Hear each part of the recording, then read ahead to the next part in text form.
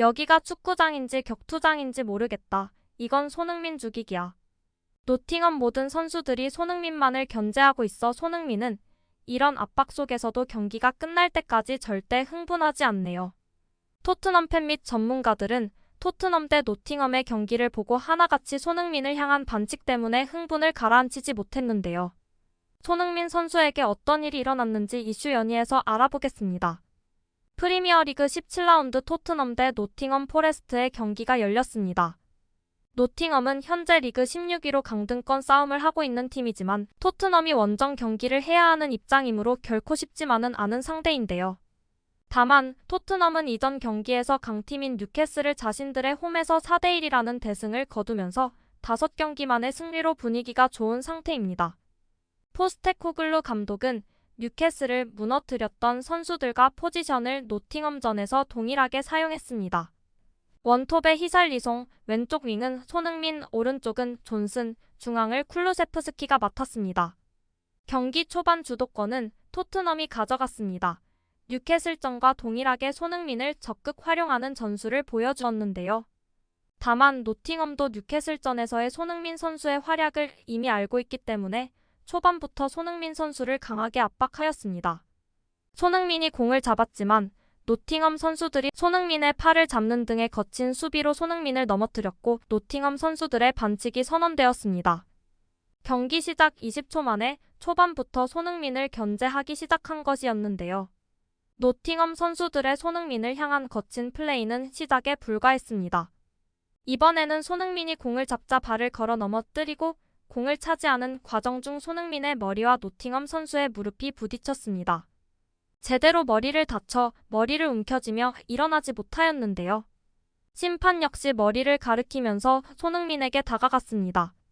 두 번째 손흥민이 쓰러진 것은 경기 시작 후 50초 만에 일어난 일이었는데요.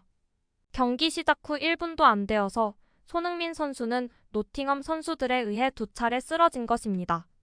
손흥민은 잠시 후 일어났지만 머리가 아픈지 경기 중 머리를 자꾸 만지는 모습이 보였습니다. 전반 4분 손흥민이 드리블하면서 빠져나오려 하자 이번에도 손흥민에게 반칙을 합니다.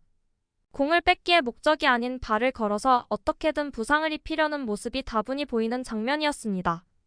경기 시작 후 5분도 안 되어서 손흥민 선수는 벌써 3차례나 경기장 바닥에 누웠습니다. 43분 손흥민이 슈팅 찬스를 잡아 오른발 슛을 하였습니다. 예이츠 선수가 태클을 하면서 손흥민의 슈팅을 차단하였는데요. 태클 과정 중 손흥민의 오른발 뒤쪽을 가격했고 결국 손흥민은 또 그라운드에 쓰러졌습니다. 전반에 손흥민이 노팅엄 선수들의 집중 견제 대상이 되었지만 이로 인해 히살리송, 클루세프스키가 자연스럽게 풀리기 시작하였습니다. 이런 손흥민 선수 효과로 인해 전반 종료 직전 추가 시간 1분에 클루세프스키의 크로스를 히살리송이 헤더로 연결하면서 마침내 토트넘의 첫 득점이 터졌습니다. 히살리송의 2경기 연속골이었습니다. 기세를 탄 토트넘은 경기장을 장악하면서 공격을 주도하였습니다. 손흥민 선수는 노팅엄 선수들의 거친 플레이에도 불구하고 전혀 위축되지 않고 공수 방면에서 활발히 움직였는데요. 이런 손흥민의 위축되지 않은 플레이로 인해 결국 토트넘이 추가골을 올렸습니다.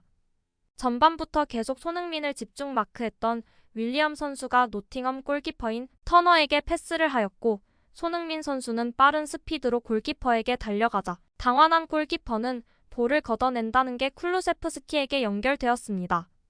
쿨루세프스키는 침착하게 오른발로 슛을 하였고 슈팅은 골키퍼의 손을 맞고 그대로 골대 안으로 들어갔습니다. 손흥민 선수가 아니었다면 절대 오지 않을 기회였습니다. 토트넘이 2대0으로 앞서 나가는 좋은 분위기 속에 위기가 찾아오게 되는데요. 68분 비수마가 공을 차지하는 과정 중에 상대 예이츠 선수의 정강이를 밟아버려 퇴장을 당합니다.